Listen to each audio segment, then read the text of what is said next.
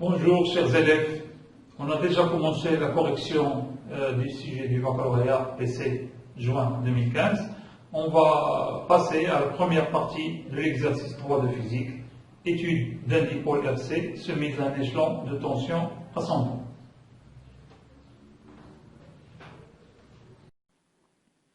Première partie de l'exercice 3, 2,5, étude d'un dipôle RC semi à un échelon de tension ascendant. Donc vous savez déjà que pour repérer la température d'un milieu, on utilise en général les thermomètres à mercure ou bien thermomètres à alcool, mais pour les hautes températures, le repérage se fait par des thermomètres électroniques. Et le fonctionnement de certains de ces thermomètres utilise le comportement du circuit RC, soumis à un échelon de tension ascendant. Donc, pour établir la relation entre la température θ et la résistance R, donc on réalise le montage expérimental représenté sur la figure 1. Donc vous voyez que il est constitué d'un condensateur de capacité C, 1,5 microfarad, une sonde thermique sous forme d'une thermistance de résistance variable avec θ, interrupteur K, générateur idéal de tension de force électromotrice E égale à 6 volts, une interface informatique permettant de suivre l'évolution de la tension UC au bord du condensateur en fonction du temps. Donc l'interface va nous faciliter le travail parce qu'il donne directement la courbe UC en fonction du temps.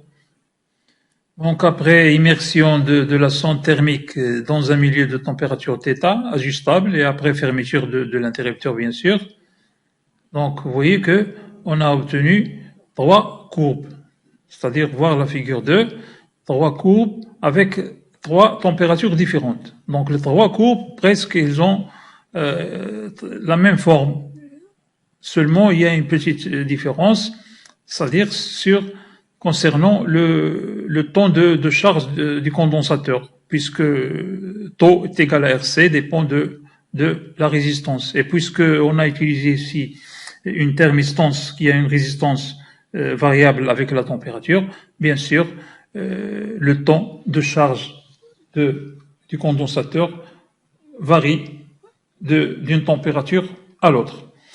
Donc on va passer à la question 1.1. Donc on demande de recopier le montage de la figure 1 sur la copie de rédaction et représenter dessus la tension UC aux bornes du condensateur et UR aux bornes de la sonde thermique en convention récepteur. Donc vous voyez que le courant électrique est fléché dans le même sens que la tension E du générateur. Par contre, la tension aux bornes du récepteur R est fléchée dans le sens inverse du sens du courant électrique. De la même façon, la tension aux bornes du condensateur C est fléchée dans le sens inverse du sens du courant, selon la convention récepteur. Question 1.2. Établissement de l'équation différentielle vérifiée par UC. Donc, d'après la loi d'additivité des tensions, donc on peut écrire que la tension aux bornes du condensateur plus la tension aux bornes de R est égale à E. Donc, I, le courant qui circule, c'est dQ sur dt. Alors, Q est égal à CU, donc ça va donner C DUC sur dt. Donc, je remplace UR par R C DUC sur dt dans l'équation. Donc je divise tous les deux termes par RC. Donc ça donne UC, donc E sur RC. Et voilà l'équation différentielle en UC. Question 1.3. Détermination des constantes A et B.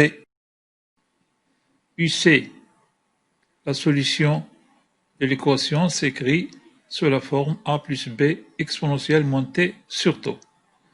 Donc je dérive UC par rapport au temps, DUC sur DT est égal moins B sur tau exponentielle moins T sur tau, là, moins B sur tau exponentielle moins T sur tau. Voilà. Je remplace UC et DUC dans l'équation.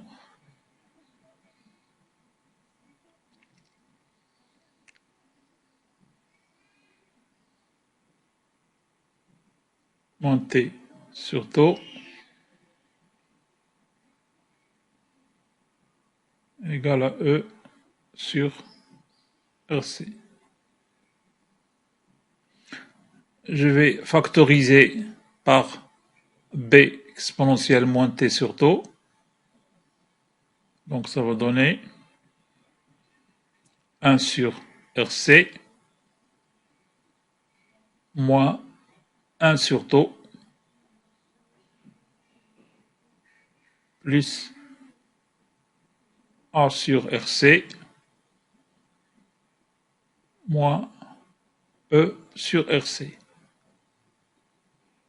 Ceci égale à 0. Donc, pour que l'équation soit nulle, quel que soit T, donc il faut que 1 sur RC moins 1 sur tau égale à 0, ce qui donne tau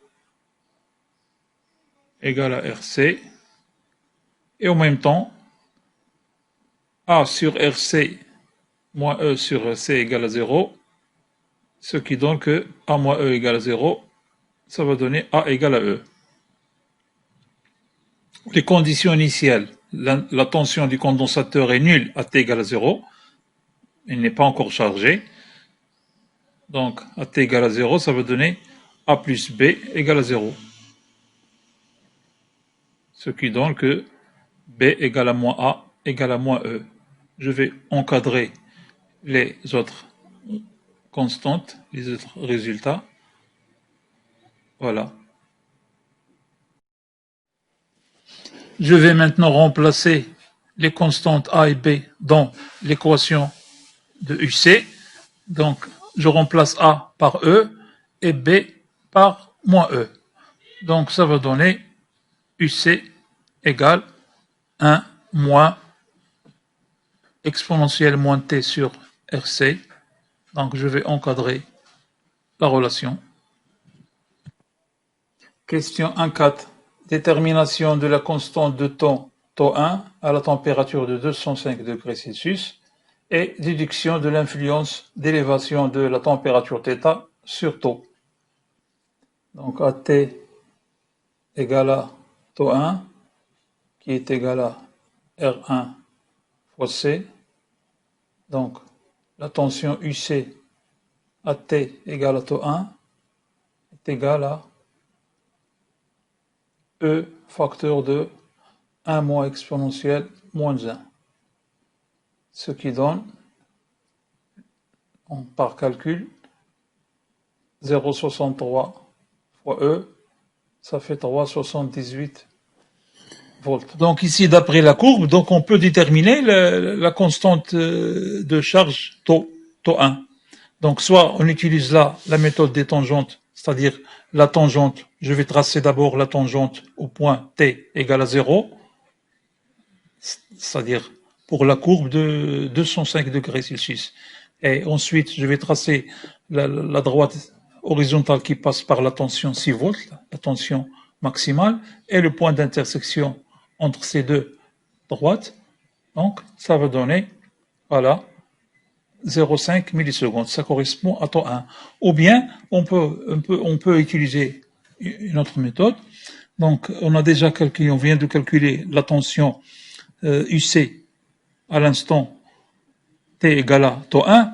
Donc, on a trouvé 3,78. Donc, je vais voir la tension de 3,78 volts ici, en utilisant la courbe, bien sûr, de 205 degrés Celsius. Cette valeur de tension correspond à l'abscisse T égale à 0,5 millisecondes. Voilà, c'est taux 1. Donc, voilà, donc la valeur de taux 1 est égale à 0,5 millisecondes. Donc, vous voyez que d'après la courbe, à la température 205 degrés Celsius, la valeur de taux, la constante taux, est égale à 0,5 millisecondes. Et en plus, vous remarquez que plus la température est élevée, plus taux diminue. Donc, c'est-à-dire la durée de charge du condensateur diminue. Donc, il y a influence de la température sur la durée de charge. Pour mesurer la température du four électrique, on pose la sonde dans le four et grâce à l'interface informatique qui nous donne directement la courbe UC en fonction du temps, qui nous permettra par la suite de déterminer la constante de temps. Et d'après l'énoncé, on a trouvé que taux 2 est égal à 0,45 millisecondes. Donc, ce qui donne que R2 est égal à taux 2 sur C, un petit calcul numérique qui donne R2 égale, donc on va convertir en secondes, on multiplie par 10 puissance moins 3, la même chose ici, microfarad, on multiplie par 10 puissance moins 6 pour donner les farads, donc ça donne 300 ohms. Donc, et d'après la figure 3, comme vous voyez, la résistance R2 est égale à 300 ohms correspond à une température θ2 qui est égale à 210 degrés Celsius.